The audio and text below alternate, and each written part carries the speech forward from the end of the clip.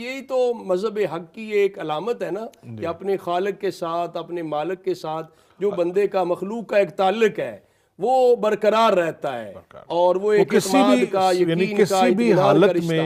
किसी भी हालत में या किसी भी सतह पर अल्लाह ताला वो रिश्ता अपनी मखलूक से टूटने नहीं देता। टूटने नहीं देता। ये अल्लाह ताला की रहमत का ही एक इजहार है कि बेशक। रब्बे जुल जलाल ने वाज़े तौर पे कुरान मजीद में इरशाद फरमाया, कुल या इबादी अल्लज़ीना असरफू अला अनफुसिहिम, ए प्यारे हबीब आप ये फरमा दें, ए मेरे वो बंदो जिन्होंने अपनी जानों पे जुल्म कर लिए, बड़े बड़े जराइम का इर्तिकाब करके, बड़े बड़े गुनाह करके अपनी जानों पे जुल्म कर बैठे हैं, वो भी ला तक़नतू मिन रहमतिल्लाह, अल्लाह की रहमत से मायूस ना हूं, ना उम्मीद ना हो।